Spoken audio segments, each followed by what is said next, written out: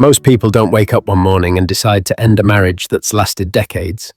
That's not how it usually happens. What happens instead is quieter and slower. It begins with small moments that don't seem important at the time, conversations that never quite happen, opinions that no longer feel worth voicing, choices that get made without discussion, because it's simply easier that way. Over time, those moments stack up. You don't notice them accumulating at first because life is busy. Work, children, responsibilities, routines, all of it keeps moving forward. But eventually, something inside you starts to feel cramped, as if you've been living in a space that no longer fits. That's why the rise in divorce among people over 50 doesn't feel sudden to those living through it. While divorce rates have dropped among younger generations, they've increased significantly among older adults, especially women. From the outside, that surprises people.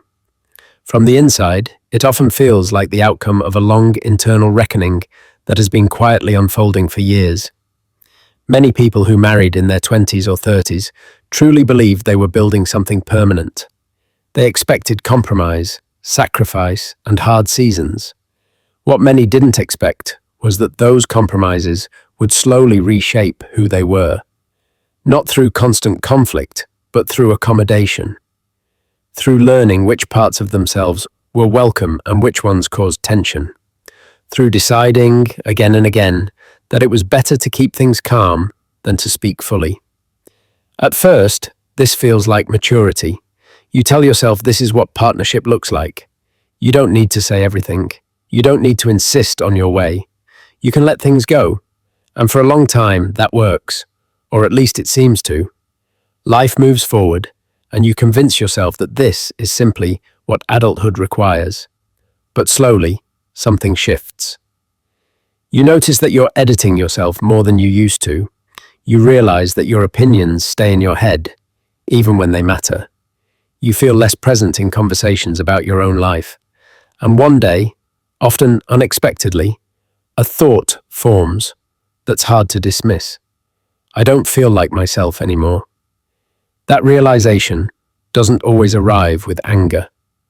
Sometimes it comes with sadness, sometimes with exhaustion, and sometimes with a calm clarity that feels even more unsettling than conflict, because it's harder to argue with. This awareness often shows up after children are grown and have left home. For decades, life revolved around raising a family. There were schedules to manage, problems to solve, sacrifices that felt purposeful. That structure gave many marriages momentum and direction. It kept things moving forward, even when emotional connection weakened. When that structure fades, the relationship is left standing on its own. Some couples rediscover each other in that space. They learn how to be together again, without the constant role of parenting. Others realize that the distance they've been living with has been there for a very long time, quietly held together by obligation and habit. For many women, and for some men as well, this leads to difficult questions. Questions that don't demand immediate answers, but refuse to go away. Is this how I want to live the rest of my life? Have I been shrinking myself to keep the peace? And perhaps the most unsettling question of all, am I allowed to want something different at this stage of life? That question carries fear with it. Later life divorce often brings financial uncertainty, emotional upheaval, and the loss of familiar roles. For women in particular, the financial consequences can be significant. Starting over can feel overwhelming when most of your adult life has already been built inside one relationship.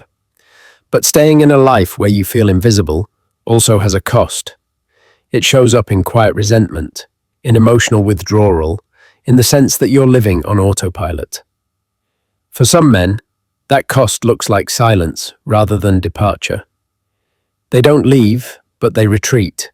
They become dutiful, responsible, and increasingly distant from themselves. Different responses, but often rooted in the same sense of loss.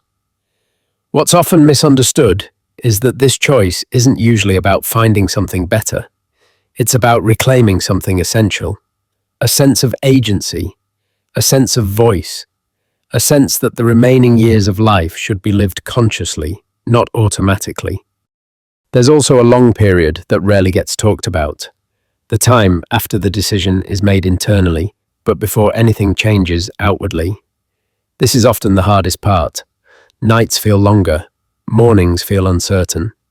You go through daily routines carrying a truth that hasn't yet been spoken.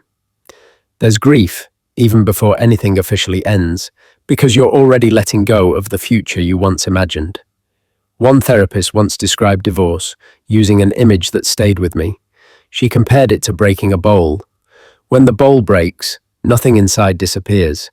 The pieces are still there. The family is still there. The history is still there. But it has to be reassembled differently. That metaphor matters, especially later in life, because this kind of change isn't about erasing the past or pretending it didn't matter. It's about acknowledging that what once held everything together no longer does, and that continuing as before would mean living dishonestly. Many parents worry deeply about how their children will respond. They fear being seen as selfish or irresponsible. But often, grown children see something else entirely. They see a parent choosing honesty over endurance.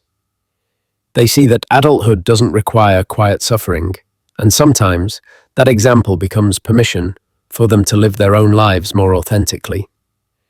People who go through grey divorce often describe it as a season rather than a permanent state. It is painful, it is disorienting, it can be lonely and frightening, especially at first.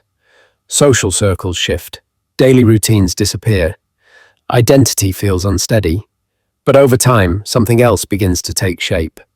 New routines form, confidence returns in small, ordinary ways. Decisions start to feel personal again, and the voice that once felt distant begins to sound familiar, not louder, just steadier, more honest. This isn't a story about encouraging divorce. Not everyone needs to leave, and not everyone should. Many people stay and rebuild connection in meaningful ways, but everyone deserves to be heard, including by themselves. Sometimes the most important shift isn't walking away from a marriage. It's finally listening to what's been asking for attention for years. Later in life, priorities change. We stop chasing perfection and start valuing peace. We care less about how things look and more about how our days actually feel. We become aware that time isn't something to wait out, but something to live deliberately. If you stayed with me through this, thank you. These are not easy reflections, and they deserve time and honesty. If this stirred something in you, I'd love to hear your thoughts, not conclusions or decisions, just reflections. Sometimes that's where real clarity begins.